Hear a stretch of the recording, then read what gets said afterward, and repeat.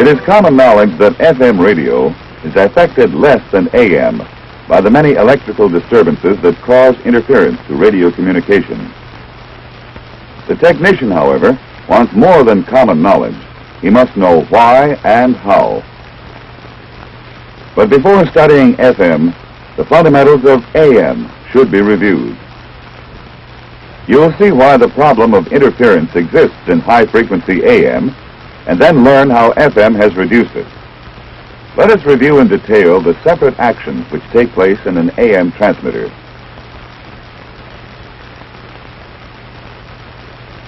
The information or intelligence to be transmitted starts as sound waves which travel through air. The microphone picks up these waves and transforms them into electrical energy. Now the intelligence travels into the transmitter, taking the form of audio frequency voltages. Audio frequencies in military equipment generally fall within a range of from 300 to 3,000 cycles per second. However, it is not practical to transmit these audio frequencies directly. An oscillator provides a much higher frequency.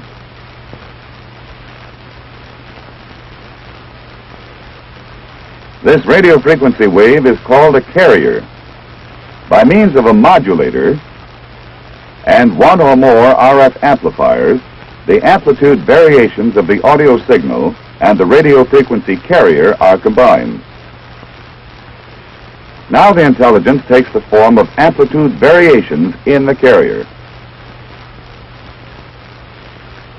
The amplitude modulated RF carrier is fed to the antenna, from which it is radiated through space to the receiving antenna.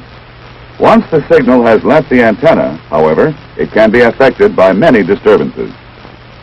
For example, one such disturbance can be lightning.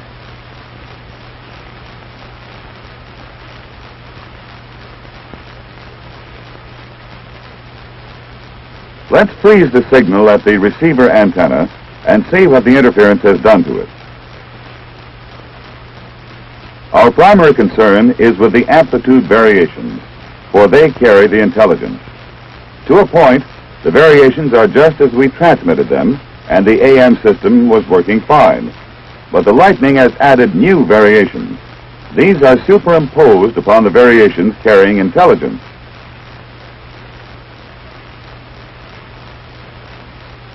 There are many man-made devices and natural elements or occurrences that can affect the amplitude of the RF carrier.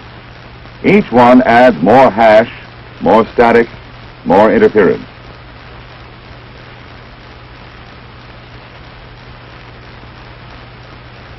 Before considering the AM receiver, notice one fact. The electrical disturbances alter the amplitude of the RF, but they have no effect upon its frequency. An important point to remember is that the distance between each wave is identical.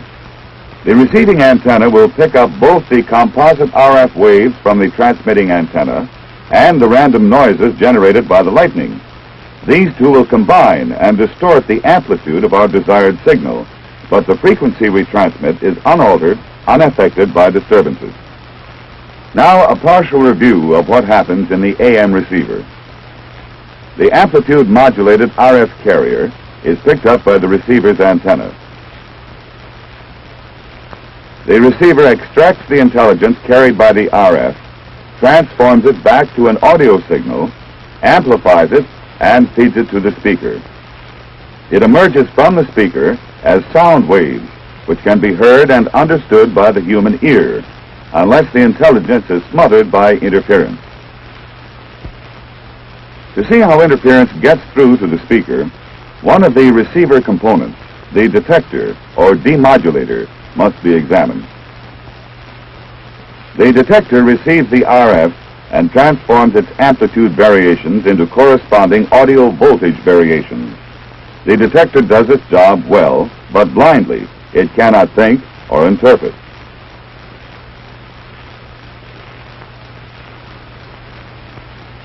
Feed it an RF signal with constant amplitude, and there will be no output signal. Feed it a modulated RF,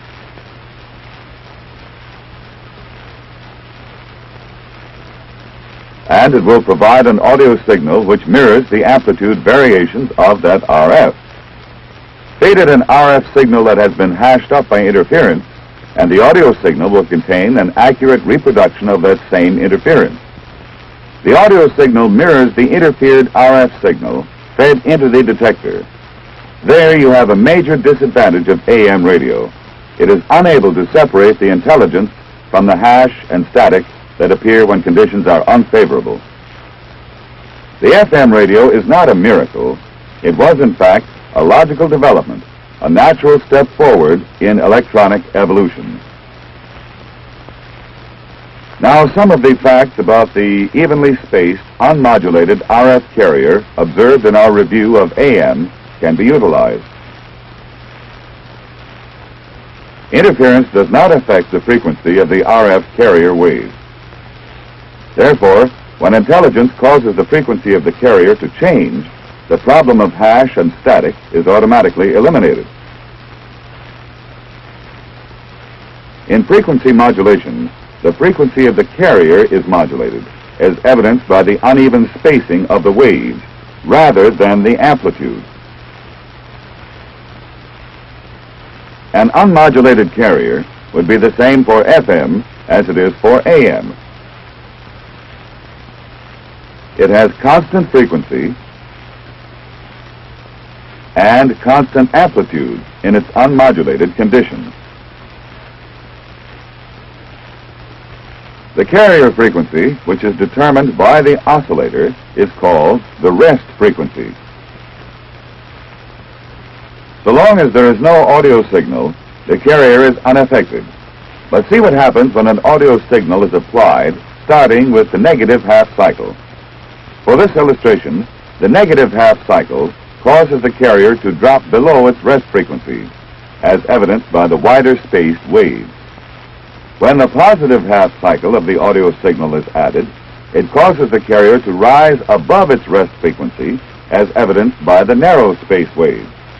This is an audio signal of one complete cycle, with a corresponding frequency modulated RF wave underneath it.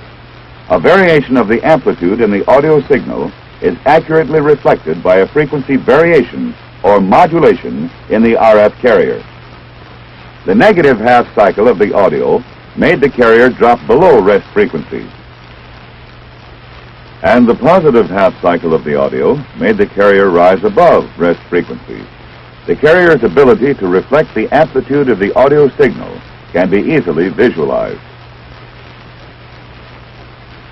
But how will it record changes in the frequency of the audio signal? This question can be answered by changing the frequency of the audio signal and observing the results in the carrier. If the frequency of the audio signal is doubled, then in the same period of time, there will be two complete cycles instead of one. Note that the amplitude of the two-cycle audio signal is the same as the amplitude of the single-cycle audio signal. Now let's see what this has done to the carrier. As before, the carrier responded to the amplitude of the negative half cycle by dropping below rest frequency. And the carrier responded to the amplitude of the positive half cycles by rising above rest frequency. Thus, the carrier has moved above rest frequency twice as often in the same interval of time. And the carrier has moved below rest frequency twice as often in the same period of time in response to the doubling of the audio signal frequency. But since the amplitude of the audio signal was not changed, the distance above and below rest frequency traveled by the carrier has remained constant. The relationship of the audio signal and its carrier can be observed even more clearly by studying a typical military FM channel.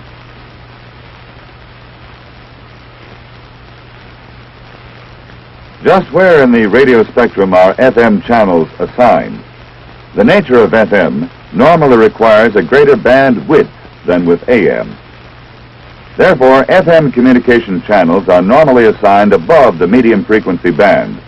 A typical FM channel, 40 megacycles, would be located here.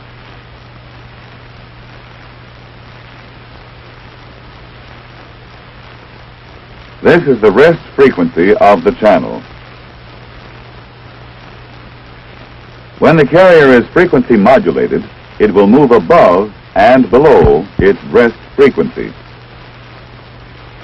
In other words, it will need room on the spectrum to carry its frequency variations. A typical amount of room might be 15 kilocycles above rest and 15 kilocycles below rest. To avoid conflict with adjacent FM channels, 10 kilocycle guard bands are added on each end. This typical channel will allow the carrier a 15 kilocycle deviation above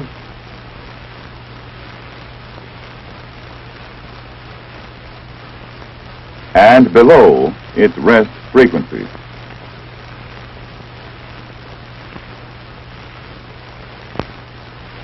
Add to this the 10 kilocycles on each end for guard bands,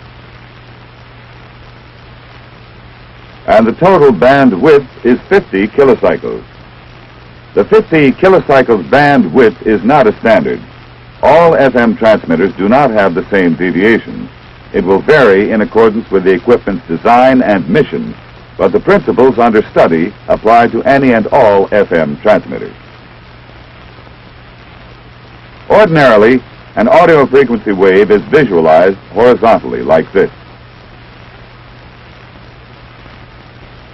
But in order to see more clearly its modulating effect on the carrier, let's shift it about and direct it at the channel.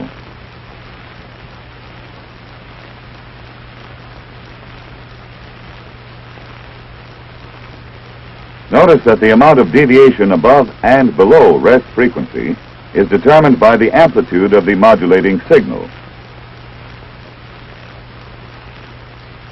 If we raise or lower the frequency of the modulating signal, we increase or decrease only the speed at which the carrier moves above and below its rest frequency. We do not change the extent of its deviation. Only by changing the amplitude of the modulating signal do we change, decrease, or increase the extent of deviation above and below rest. FM circuitry is designed so that maximum amplitude of the modulating signal will cause the carrier to deviate to the maximum frequency range assigned to it. Note that this does not include the guard band, or in other words, the carrier will swing as far above and below its rest frequency as it can go.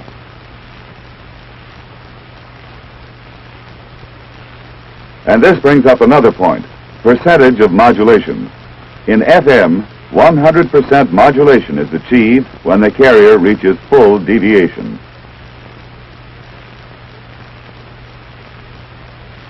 If the amplitude of the modulating signal is lowered so that the carrier deviates only 25%, or 1/4 the frequency scale allotted to it, the carrier is said to be modulated 25%.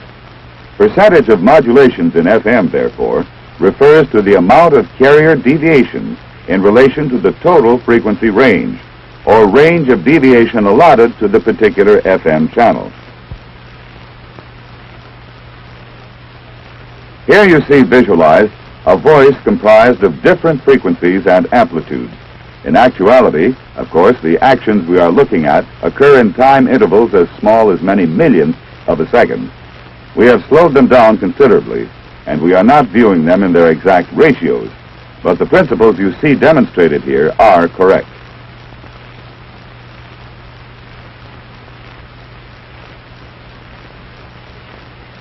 Now that we are familiar with the basic principles of FM, let's make a quick rundown of the components that make it possible. The transmitter's components are similar in name to their AM equivalents, and they do similar jobs, but in a different way. The audio circuits provide the audio frequency signal, which is fed to the modulator.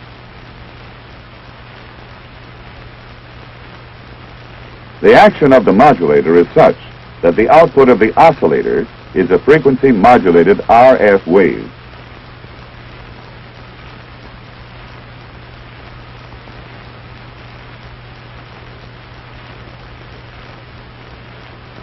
The components of the FM receiver are a bit more complex, for they have an additional factor to contend with. The incoming carrier contains intelligence in the form of frequency variations. But it also contains amplitude distortions, hash and static. These we do not want.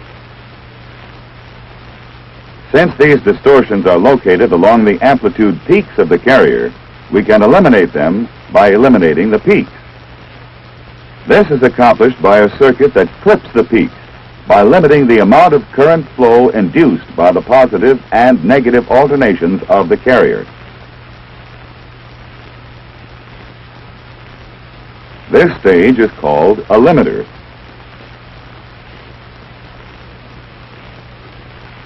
Its output is a wave that still carries the intelligence in the form of frequency variations.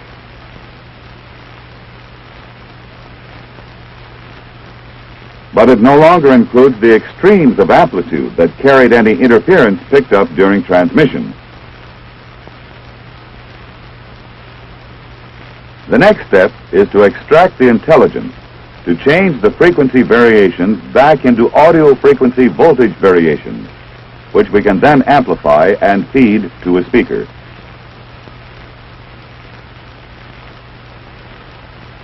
In an FM receiver, this is the function of the demodulator or discriminator. You might say that the discriminator in FM is the rough equivalent of the detector in an AM receiver.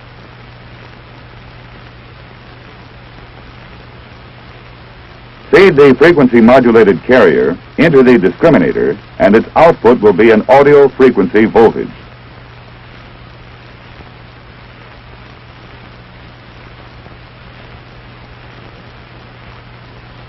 Feed it an RF signal with constant frequency, and there will be no output signal. All FM discriminators do the same job, but not all do it the same way. For a briefing in the fundamentals of the discriminator, let's take a simplified look at how this typical discriminator does its job. We are primarily concerned with two things, the wave and the discriminator. In place of the wave, this vertical line will represent the range of input frequencies to the discriminator. This horizontal line represents the frequency range of the carrier. It also will represent rest frequency. This line will represent the maximum deviation above rest frequency. And this line will represent the maximum deviation below rest frequency. On this scale, we will see the frequency of the carrier as it arrives at the discriminator. Now we'll add another scale. This one will measure the voltages of the audio frequency signal coming from the discriminator's output. We'll add 3 dotted lines. One will represent 0 voltage. A second line will represent peak positive voltage, and a third will represent peak negative voltage.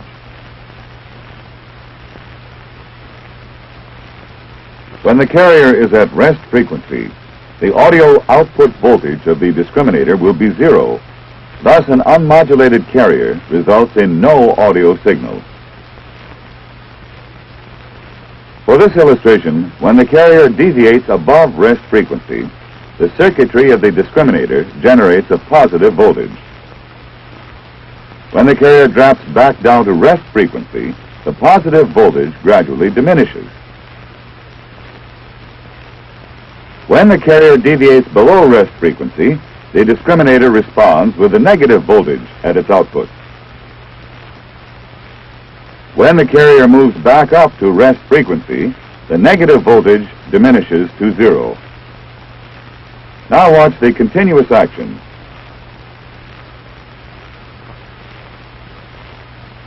Note that the amplitude of the audio signal is an accurate reflection of the amount of the carrier's deviation above and below rest frequency. Also note that the frequency of the audio signal is an accurate reflection of the rate or speed at which the carrier registers its deviation. Thus, the audio signal's two characteristics, its amplitude and its frequency, are an accurate reflection of the carrier's amount of deviation and rate of deviation.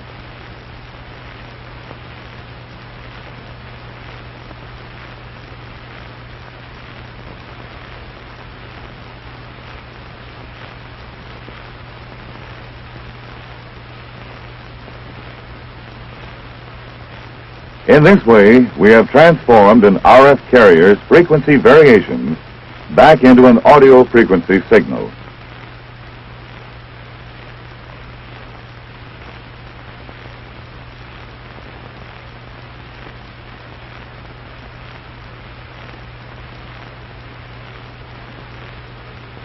From the discriminator, the audio goes into an audio amplifier, and from there to a speaker or headphones. The intelligence has completed the trip from transmitter to receiver. Let's review what we've learned about FM principles by constructing an animated diagram that illustrates those principles in action. Let this vertical line represent the high-frequency portion of the radio spectrum. The center point of our FM channel will be at a particular frequency. This is called the carrier's rest frequency. The bandwidth will include an equal amount of frequencies above and below rest frequency. In addition to including a range of frequencies above and below rest, the channel will also include two guard bands on either end for channel separation. The carrier can be deviated above and below its rest frequency. The extent of carrier deviation in kilocycles will depend upon the particular equipment in use and the bandwidth assigned. These factors will vary with the type of equipment and their particular mission.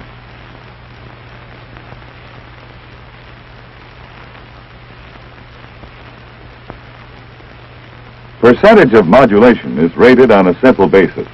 The percentage of modulation is simply the amount of deviation in relation to the total. For example, the carrier might be modulated 25%, 50%, or 100%.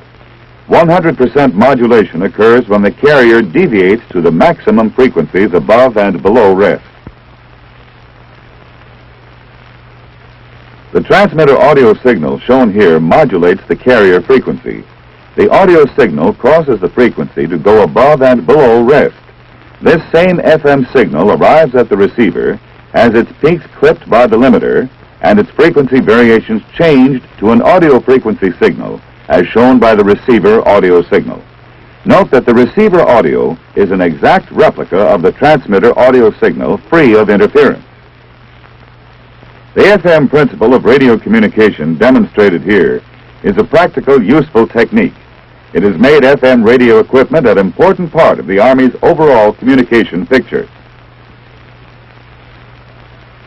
Due to the frequency at which it is normally operated, FM transmission is primarily utilized for short-range, line-of-sight communications.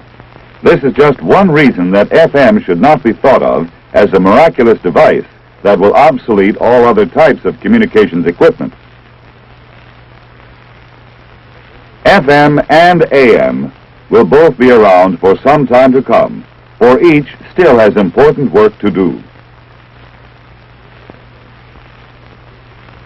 The FM radio has limitations as well as capabilities, but for short-range communications in the air and on the ground, for a radio link that can guarantee clarity even when conditions are unfavorable, the FM radio is invaluable.